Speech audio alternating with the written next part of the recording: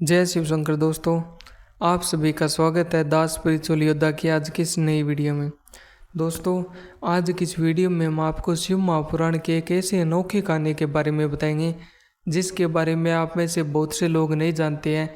और इसके बारे में अगर आपको जानकारी हो तो आप हमें कमेंट करके ज़रूर बताएं कि आपको इसके बारे में पहले पता था या नहीं पता था।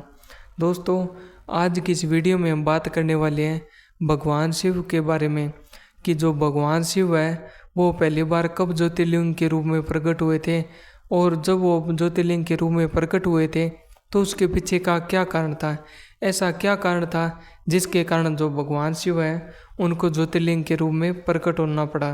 तो दोस्तों, अगर आप हमारे YouTube चैनल पर नए हैं तो पहले हमारे YouTube चैनल को सब्सक्राइब कर लें ताकि आपको ऐसी भगवान शिव से जुड़ी और हमारे चैनल पर आपको धार्मिक वीडियो मिल सके और योग के बारे में भी आपको नॉलेज मिल सके। तो देर न करते हुए चलिए वीडियो की शुरुआत करते हैं। दोस्तों, अब आपको बता देते हैं कि जो भगवान शिव है उनको ज्योतिर्लिंग के रूप में प्रकट होने के बारे की सच्चाई के बारे में कि क्यों भगवान शिव है उनको ज्योति का रूप धारण करना पड़ा और जो भगवान शिव है वो ज्योतिर्लिंग के रूप में प्रकट हो गए। दोस्तों, ये बात उस समय की है जब हमारा जो पृथ्वी है वो नहीं बनी थी। जो समस्त जो हमारा ब्रह्मांड है उसकी क्रिएशन चल रही थी। तब जो भगवान विष्णु है और जो भगवान ब्रह्मा, इन दोनों के बीच के अंदर एक बात को लेकर झगड़ा हो गया। वो बात ये थी कि भगवान ब्रह्मा है, उनका मानना था कि वो सर्वश्रेष्ठ है। उन्होंने भगवान विष्णु के जो रचना की है और जो समस्त संसार है उसकी रचना भी भगवान ब्रह्मा करेंगे। लेकिन जो भगवान विष्णु है उनका ये मानना था कि भगवान विष्णु बड़े हैं, उनसे श्रेष्ठ हैं और वो संसार के पालन करते हैं और वही उसके पालनहार है। इन बात को लेकर ब्रह्मा और विष्णु के बीच में झगड़ा हो गया था। इन दोनों का जो विवाद है वो बढ़ता ही जा रहा था। इसको देखते हुए जो भगवान शिव है वो एक ज्योति के रूप में प्रकट हो गए थे। ज्योति का एक ऐसा स्वरूप जो एक खंभे के समान दिखाई दे रहा था और उसका न तो कोई ऊपर आदि दिखाई दे रहा था कि वो जो स्तंभ है वो कहाँ से प्रकट हुआ है, और न ही उसका एंड पॉइंट दिखाई दे रहा था कि वो स्तंभ कहाँ तक है। उसके अंदर से एक दिव्य तेज उत्पन्न हो रहा था जिसको देखने के बाद जो ब्रह्मा है और जो विष्णु है उनसे उस दिव्य तेज को सहन नहीं हो रहा था। तो दोस्तों, उसके बाद में जो भगवान शिव है वो पहली बार उन्होंने जो शब्द कहे थे उस समय भगवान शिव ने ब्रह्मा और विष्णु को समझाते हुए ये बात कही कि मैं शिव हूँ, मैं निराकार हूँ, मैं इस सब चीज़ का आदि हूँ, मैं इस सब चीज़ का अंत हूँ।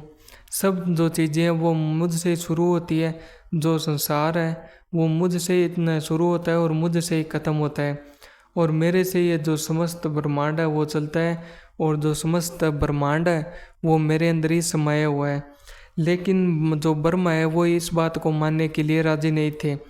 तब भगवान शिव ने उनसे एक बात कही कि आप दोनों में से जो भी श्रेष्ठ होगा वो जो ये स्तंभ है, जो ये ज्योति स्वरूप है, इसको पार कर देगा, मैं उसी को सर्वश्रेष्ठ घोषित कर दूंगा।